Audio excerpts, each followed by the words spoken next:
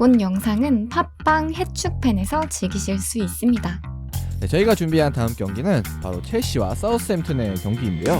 의외로 정말 소튼이 첼시를 잡아내면서 강등권 탈출의 발판을 마련한 그런 경기였던 것 같은데, 강등권 탈출 발판을 마련했지만 아직도 20입니다. 그건 그렇지만 발판은 맞잖아요. 이겼는데 20입니다.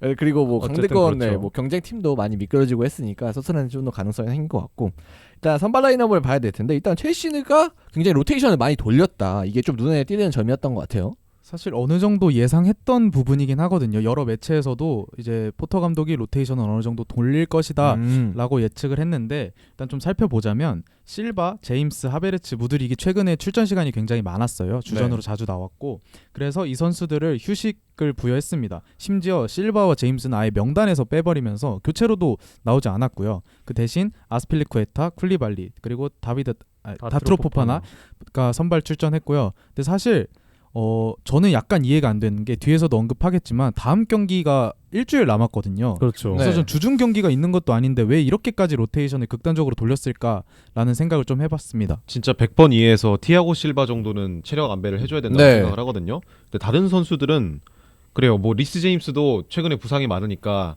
그렇다 치는데, 이렇게 다 지금 승점 3점이 꼭 필요한 상황에서 아무리 리그 20등 상대를 한다 해도 이런 식으로 로테이션을 네. 돌렸어야 됐나?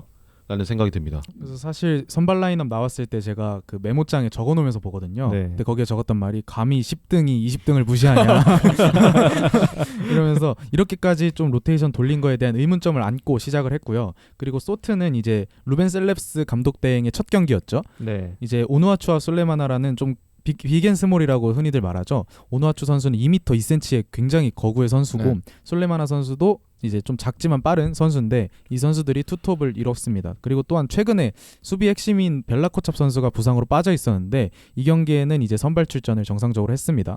네. 그리고 또 이제 그동안 명단에 보이지 않았던 스튜어트 암스트롱이 복귀하는 것도 정말 네이선 존스 체제에서는 얼굴도 보이지 않았거든요. 이제 존스 잘리고 나서 갑자기 복귀한 걸 보면은 둘 사이에 모종의 알력 다툼이 있지 않았나 라는 사태를 짐작케 합니다. 그리고 이제 크로아티아 듀오가 있거든요, 팀에. 네. 이제 오르샤하고 찰레타 차르가 있는데 두 선수가 모두 명단 제외가 됐습니다. 아, 그래서 이건 또 무슨 일인가? 음. 둘이 또 뭔가 있는 게 아닌가? 그러니까 뭔가 감독파랑 이제 비감독파가 있었는데, 감독이 날아가니까 이제 비감독파도 근데- 같이 숙청이 된 게 아닌가. 네, 근데 이게 두 명은 일단은 그 존스랑 갈등이 있었다고 알려진 선수들이거든요. 아, 그런가요? 네, 근데 이 선수들이 이제 안 보이는 걸로 봐서는 또 다른 이유가 있는 게 아닐까? 이 선수가 부상도 아니라고 들었는데 네. 그리고 그래서- 또 한 명 제외된 선수가 제임스 브리. 걔가 진짜 아. 감독파죠. 감독파도 이제 제외가 됐다. 네, 걔가 진짜 감독의 똘만이죠. 그래서 진짜 구단에 알력 다툼이 있긴 있구나 라는 뇌피셜을 굴리게 하는 선발 라인업이었습니다. 그러니까 뭐 선발에서 빠진 거야. 이제 지도자가 바뀌었으니까 그럴 수 있는데, 교체 네. 명단에도 안 들어가는 건 진짜 좀 이해가 아예 안 되긴 하네요. 명제는 네. 이해가 안 되죠. 어쨌든 소트는 4-4-2와 비슷한 전형을 사용을 하면서 예전에 이제 랄프 하제니트 감독님이 사용하셨던 네. 그런 비슷한 전술 기조를 들고 나왔습니다. 그다음에 압박 라인도 되게 올리고, 확실히 존스 때랑은 좀 많이 달라진 모습이었던 것 같아요. 네, 이제 네이선 존스 감독 경질 후와 셀레스 감독 대행의 그런 전술 변화 차이는 바로 워드 프로즈의 활용이 있었습니다. 이제 네이선 존스는 워드 프로즈를 공격형 미드필더 자리에 기용을 하면서 스트라이커가 롱볼을 그거를 받으면은 그거를 워드 프로즈가 어떻게든 해줘, 이게 전술이었거든요. 그 전술이라 말하기도 뭐하죠, 솔직히. 제오프 해줘 기조 메타인데. 네, 그게 이제 어느 정도 먹혔던 경기가 에버튼 전이고, 안 먹혔던 경기가 나머지 경기들이죠. 네. 하지만 이번 경기에서는 하즈니틀 감독이 운용했던 4-4-2 전술을 그대로 쓰면서 워드 프로즈를 그대로 그냥 중앙 미드필더 자리에 내리고 전방 압박을 켜서 상대 수비수들의 당황을 유발시켰습니다. 특히 좀 네이션 존스 때와 다르게 중앙에 대한 압박을 굉장히 강하게 가져가면서 첼시의 후방 자원들을 당황시킨 게 가장 큰 포인트였던 것 같아요. 네, 그리고 또 하즈니틀 때와 다른 점은 이제는 팀의 그런 키 큰 공격수 오누아추가 있기 때문에 네. 2m가 넘는 선수가 앞에 있으니까 믿음직스럽게 롱볼을 올릴 수가 있거든요. 그래서 이제 롱볼을 적극적으로 활용하는 모습도 보여준 것 같습니다. 결국은 이제 워드 프라우즈가 후방에서 원래 자신의 장점을 많이 발휘했던 것 같고, 경기를 보면은 박스 부근에서 플레이메이킹을 해주려는 모습도 많이 나왔거든요. 결과적으로는 원래 워드 프라우즈가 공미에 있으면 압박에 굉장히 갇히는 그런 장면도 노출이 됐는데, 오히려 후방에 있다 보니까 조금 더 자신의 롱볼을 활용을 했던 것 같고, 말씀하신 것처럼 중원을 굉장히 틀어막다 보니까 첼시의 약점이 또 사실 전방 네. 압박이거든요. 그렇죠. 사실 모든 팀이 이걸 어려워하긴 하지만 첼시는 이제 중원에 대한 그런 빌드업 체계가 아직 잡혀있지 않기 때문에 이럴 때 실바의 롱패스나 아니면 풀백의 오버래핑에 의존하는 경향을 많이 보였는데 이날은 이제 실바가 명단 제외가 됐기 때문에 쿨리발리 바디아실이라는 좀 생소한 조합이 나왔거든요. 근데 쿨리발리가 이 상황에서 실바의 역할을 해줄 수 있냐라고 물으시면 해줄 수 없죠. 그래서 그렇죠. 근데 또 대체를 이렇게 하지 못하죠. 네, 파트너가 불안하다 보니까 바디아실이랑 케파도 원래 빌드업에 일가견이 있는 사람들인데 이 선수들마저도 좀 실수를 네. 반복하면서 이날 소튼의 전방 압박에 매우 고전했던 것 같습니다. 첼시를 상대를 해서 루베스 감독 대행의 소튼이 첼시 상대로 좋은 선택을 한 것처럼 보여집니다. 네, 그리고 저는 그 압박 상황에서 되게 이상하다고 느낀 게 요즘은 모든 팀들이 후방 빌드업을 중요시하고 모든 팀들이 그런 후방 빌드업을 방해하는 걸 중요시하기 때문에 한 사람당 후방에서도 1대1 마크를 거의 시키는 모습들을 많이 보여주거든요. 이 경기에서도 그랬고 사실 4-4이기 때문에 딱 네. 첼시의 빌드업을 다 맨마킹으로 막을 수 있단 말이에요. 그래서 맨마킹으로 마음으로 가면은 당연히 풀백이 오든 뭐 미드필더가 내려오든 누군가가 내려와서 숫자를 하나 늘려줘야 되는데 후방 빌드업에 그런 장면이 없었어요. 그냥 1대1로 놓고 자 알아서 해보세요. 자 능력을 보여주세요 수비수 여러분. 이러다가 불안한 장면이 많이 나왔거든요. 네, 그렇죠. 이제 소튼이 이제 첼시한테 수적 동률을 유도를 하면서 네. 첼시의 수비 자원들이 앞으로 공을 전개하지 못하게 막았고 수비 자원들이 이제 등을 돌려서 패스를 하지 못하게 막는 역할을 했는데 거기서 이제 미드필더진이 내려오거나 공격진이 내려와서 그 역할을 분산해 줬다고 생각을 해요. 근데 이번에 첼시는 그러지 못했죠. 네. 원래 이제 첼시가 어느 정도 뒤에서 좀 볼이 돌지 않아? 라고 말씀을 하시는데 이 경기를 통해서 증명된 게 그건 그냥 실바가 네. 잘한 거였다. 포터가 뭔가 음. 후방 빌드업 전술을 잘 짜준 게 아니라 실바가 잘한 거였다라는 걸 알 수 있었고 그리고 첼시는 공수 간격이 좀 많이 벌어져 있는 팀이었거든요. 올 네. 시즌에. 근데 이제 최근 몇 경기를 보면 펠릭스가 내려와 주거나 이제 엔조가 몰고 올라가면서 그 벌어진 공수 간격을 억지로 이제 좁히려고 두 선수가 노력을 했는데 여기에 이제 실바가 빠지다 보니까 그 둘에게 가해지는 책임감, 부담감이 더 가중이 되다 보니까 좀 소튼의 전방 압박 그리고 대인 마크를 좀 더 어려워하는 그런 모습이 보였던 것 같습니다. 첼시의 센터백진에 살짝 딜레마가 있었던 게 바디아씨는 일단 챔스에서 명단 제외가 됐기 때문에 무조건 썼어야 됐어요. 네. 그리고 쿨리발리를 기용을 했는데 실바 대신에 실바는 체력적인 이유로 빠졌고요. 쿨리발리 역시도 좌측에서 조금은 더 자신이 편한 위치거든요. 오른발이긴 하지만 네. 그러다 보니까 어쩔 수 없이 조금은 불편한 위치에 있을 수밖에 없었고 그래서 후반전에 바로 포파나 선수를 넣었잖아요. 포파나 선수를 넣고 나서는 그래도 그나마 괜찮지 않았나라는 생각이 듭니다. 이제 자연스럽게 이제 첼시 얘기로 넘어가면 될 것 같은데 사실 먼저 얘기하자면 첼시의 전반전에 뚜렷한 전술을 찾아보기가 좀 어려웠다고 생각을 하거든요. 이날 이제 빌드업은 엔조와 펠릭스가 역시 맡았는데 네. 말했던 것처럼 실바가 빠지다 보니까 이 둘이 몰고 올라가는데 어느 정도 한계가 있었고 특히 펠릭스가 평소보다 좀 아쉬운 경기력을 보였거든요. 그러다 보니까 중원을 통한 빌드업이 최근 몇 경기에 비해서 더 안 풀리는 모습을 보여주었고요.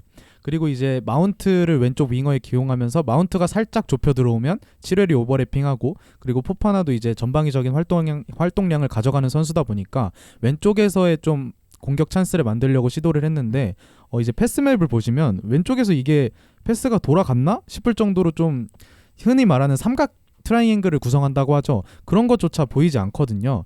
이렇게 좀 측면에서의 세부 전술이 있었다면 7회의 오버래핑을 활용할 수 있었을 텐데 이제 포터 감독은 전반전에 그런 세부 전술을 전혀 짜오지 못한 모습을 보이면서 사실상 그냥 4-2-3-1이라는 포메이션과 그리고 선수들의 개인 성향 정도 기본적인 틀만 가지고 나와서 이제 개인 능력에 의존하려는 모습을 오늘 경기에서도 보여줬던 것 같습니다. 네, 그래도 포터가 생각은 있었는지 변화를 주긴 했어요. 후반전 시작하기 전에. 네, 생각을 했는데 뭔가 좀 잘못한 것 같아요. 일단 나름대로 했지만 네, 그래서 일단 나름의 변화를 시도를 했습니다. 일단 후반 시작되자마자 다트로 포파나와 쿨리발리를 빼줬고요. 스털링과 웨슬리 포파나를 또 투입을 하면서 이제 포파나의 균형을 맞춰줬습니다. 그리고 이제 마운트를 제로톱으로 약간 옮겨줌으로써 마운트를 활용한 연계에 좀 더 치중하는 모습을 보여줬습니다. 그런데 이제 마운트가 최전방에 있으면 보통 가짜 9번이라 함은 윙어와의 연계나 아니면 내려오는 연계 움직임이 필요하다고 생각을 하는데 이날 스털링이 왼쪽에서 움직여주면서 크로스를 많이 보여줬거든요. 네. 결과적으로는 이제 마운트를 최전방에 세워놓고 크로스를 올리는 그런 좀 이게 의미를 찾을 수 없는 패턴을 반복을 좀 했던 것 같습니다. 그래서 이 경기를 보면서 느낀 저 자리에 뭔가 스트라이커가 있었으면 괜찮았을 것 같은데 스털링이 돌파가 워낙 좋으니까. 근데 마운트가 있다 보니까 뭐 받을래야 받을 수가 없잖아요. 그나마 스털링이 좀 좌측에 나오면서 좀 볼 운반도 해줄 줄 아는 선수고 그리고 좀 네. 크로스가 낮았어요. 일단 발밑으로 가는 크로스가 많았기 때문에 스털링이 개인적인 폼은 나쁘지 않았으나 여전히 마운트를 최전방에 둔 선택에 대해서는 뭔가 그걸 잘 활용했다고 보긴 어렵다고 생각을 합니다. 스털링을 통해서 측면 돌파를 활성화시킨 건 좋았으나 가운데에 마운트가 있었기 때문에 약간 에러가 나는 전술적 에러가 나는 그런 뭐 이상한 상황이 반복이 됐던 것 같습니다. 그리고 또한 이제 무드릭 선수가 60분경에 출전을 했는데 무드릭이 출전을 하면서 이제 좀 더 폭을 벌리는 3백 변형 3백 움직임을 보여줬습니다. 이때는 이제 아스필리쿠에타가 오른쪽 스토퍼로 움직이거나 아니면 아스필리쿠에타가 부상으로 나갔을 때는 찰로바 선수가 들어와주면서 아예 3백 전형을 구사를 했는데요. 이러면서 이제 스털링은 오른쪽으로 이동을 했고 무드릭이 왼쪽에서 폭을 벌리는 움직임을 보여줬습니다. 근데 이거 결과적으로 이때 좀 찬스를 많이 만들었긴 했거든요. 근데 사실 이거를 또 이제 세부 전술의 힘이 나왔다, 이제 포터의 용병술이 통했다라고 긍정적으로 보기에는 그냥 일단 전방에 선수들이 많았기 때문에 여러 상황이 나왔다고 생각을 하고요. 더불어서 소튼이 이제 점점 물러나는 수비에 집중하는 모습을 보였기 때문에 네. 첼시의 공격 찬스가 많았다고 생각이 들고 결과적으로는 스털링 그리고 내지는 하베르츠가 들어오면서 공격이 풀리긴 했지만 이 역시 개인 능력에 의존하는 그런 모습을 보였던 것 같습니다. 결국은 또 결정력이라고 할까요? 골을 결국은 만들지 못했고 그러면서 또 다시 패배를 하게 됐는데 네, 경기 저희가 녹음 시작하기 전에도 첼시 XG 값을 쭉 살펴봤는데 생각보다 좀 높았단 말이에요. 그동안 기록한 XG 값이. 일단 이날 네. 첼시는 들어갈 만한 슈팅이 좀 있었다고 생각을 해요. 일단 페로 선수가 스털링의 헤더를 막는 장면도 네, 있었고 장면도 있었고 그리고 또 스털링의 뭐 슈팅이었죠. 그걸 또 수비수가 막아내는 또 장면도 나일스가 있었는데. 이제 몸으로 막아낸 장면도 그쵸 있었고. 그쵸. 근데 이렇게 함으로써 결과적으로 보니까 XG 값이 1.62가 나왔더라고요. 사실 그냥 한두 개만 들어가면 두 골도 나올 수 있는 기회였는데 이 두 번의 빅찬스를 놓치면서 이제 XG 값이 1이 넘었음에도 무득점을 기록했고요. 그래서 최근 첼시의 XG 값을 좀 찾아보니까 최근 첼시가 10경기에서 4득점 그리고 5경기에서 1득점에 그치고 있거든요. 네. 근데 또 이 기간 XG 값을 보면 7.95란 말이죠. 이 5경기에서 8에 육박하는 XG 값을 기록하고도 1득점에 그쳤다? 이거는 일단 공격진의 결정력 문제가 좀 심각하긴 하구나라는 걸 입증하는 것 같습니다. 뭐 저희가 포터가 전술이 없다 뭐 이런 얘기도 했지만 그 포터 입장에서는 아니 그래도 찬스를 막 이렇게 많이 만들어냈는데 못 넣어준 건 너무한 거 아니냐 이렇게 말할 수도 있을 것 같네요. 약간 하늘이 버렸다고 네. 말할 수밖에 없는 최근 상황입니다. 네, 더불어서 이제 로테이션도 결국 하베르츠가 들어오고 또 이제 주전 선수들이 무드릭도 들어오고 일부 투입되면서 네. 로테이션도 큰 의미를 봤다고 생각하진 않고요. 그리고 결정적으로 이제 아스필리쿠에타가 치명적인 부상을 당하면서 아이고. 사실상 시즌 아웃으로 보이는데 물론 본인은 괜찮다는 인스타 피드를 올렸지만 이제 이 주장의 역할이 부재가 됐잖아요. 그렇죠. 그래서 이 선수가 빠짐으로써 첼시에는 이 경기에서 얻어간 게 있나. 홈에서 22 소튼을 상대로 주장이 부상당했고 XG값 1.62 찍고 무득점 게다가 패배까지 했다. 이거는 뭐 얻어가는 게 없는 경기인 것 같습니다. 그러면은 이제 그렇게 생각하면 첼시 입장에서는 뭐 아쉽긴 하지만 반대로 소트 입장에서 굉장히 얻어간 게 많은 경기일 것 같거든요. 감독 대행 체제로 첫 승을 기록을 네. 했고 하즈니틀 체제의 장점이 되살아나면서 오랜만에 이제 후방 빌드업이 굉장히 잘 되는 모습을 보여줬거든요. 이제 존스 체제는 절대 볼 수 없던 모습인데 이제 감독 대행 체제 하에서 첫 승을 기록을 하면서 소튼이 반등할 수 있는 계기를 마련했고 이제 그 다음 경기가 19위 리즈와의 경기이기 때문에 또 그 경기가 또 감독 대행 더비거든요. 두 팀 다 그렇죠. 감독이 없는 상황인데 네. 딱 지금 타이밍이 딱 좋죠. 네, 그리고 또 다른 경기 결과가 따르면은 소튼이 이제 리즈전을 잡으면은 강등권 위로 올라갈 수가 있거든요. 17위를 기록을 네. 할 수가 있는데 이제 그렇게 되면 소튼 입장에서는 최선의 시나리오가 될 것 같습니다. 그리고 이제 워드 프로즈가 또 프리킥골을 기록을 했고 이제 베컴과의 골 차이가 한 골밖에 남지 않았습니다. 그러니까 직접 프리킥 골로만 보면은 워드 네. 프로즈가 데이비드 베컴의 기록. 그러니까 사실 오랫동안 깨지지 않고 있었는데 사실 그리고 요즘은 오히려 다이렉트 프리킥으로 득점을 노리는 그런 기회 자체가 좀 줄어들었기 때문에 그런 골들이 많이 안 나오고 있었는데 워드 프로즈는 확실히 약간 어나더 클래스인 것 같아요. 네, 이번 경기에서도 이제 그 이제 첼시전 프리킥 골이 네. 0.06이었거든요. 기대 득점. 와. 근데 그 0.06을 뚫어내면서 골을 기록을 했고 이제 결국 뭐 장지현 위원님이 말씀하셨는데 경기 중에 소트는 워드 프로즈가 다 먹여 살리고 있어요. 연명하고 있습니다. 이렇게 말씀하셨는데 그 말이 맞는 것 같고 어떻게든 이런 체제가 좀 이어졌으면 좋겠습니다. 최근 뭐 감독 이제 경질 내고 나서 감독 링크가 없었거든요. 네. 그 마치가 결렬되고 나서 링크가 없다시피 했는데 이런 체제 이런 좋은 모습을 보여준다면 셀레스 체제가 좀 이어져도 나쁘지 않지 않을까? 라는 생각이 들게 하는 경기였습니다. 그리고 네. 아스피 선수 미안합니다. 아 그거는 진짜 세쿠마라가 세쿠마라가 아니 그 UFC 하는 줄 알았어요. 병신이에요, 진짜 쪽팔려가지고 경기 봤을 때 와 저건 미친놈인가? 한 생각이 들 정도로 좋지 않은 파울이었고 아스필리쿠에타 선수의 KO를 기원합니다. 사실 이제 한 10분 가량 누워 있었거든요. 네. 그래서 전 정말 큰일 난 거 아닌가? 진짜요. 왜냐면은 옛날에 체ư 선수도 그렇고 이제 네. 그런 머리 쪽에 충격을 받았을 때 위험성을 알고 있기 때문에 그렇게 오랜 시간 누워 있는 걸 보고 좀 걱정을 많이 했는데 그래도 나가면서 이제 팬들한테 박수를 쳐줬다고 하죠. 이제 아유, 못해서 진짜. 죄송하다라는 말을 남겼다고 하는데 이제 인스타에서 괜찮다고 남겼기 때문에 빠른 쾌유를 빌고 또 이제 주장님에 대한 뽕은 좀 찼던 그런 경기. 근데 저는 거기서 웃겼던 거는 포터의 태도였어요. 포터 이제 보통 이런 선수가 누워 있거나 막 부상을 당하면은 감독이 가서 막 항의하잖아요. 저거 왜 레드 안 주냐? 근데 가만히 있더라고요. 저는 그거 보고 쟤는 뭐지 싶었습니다. 그건 이제 이후에 연극발 포터 문제에서 오케이. 약간 다루고 가도록 하겠습니다. 알겠습니다. 네, 그래서 경기는 일단 여기서 좀 마무리를 해보도록 일단 하겠습니다.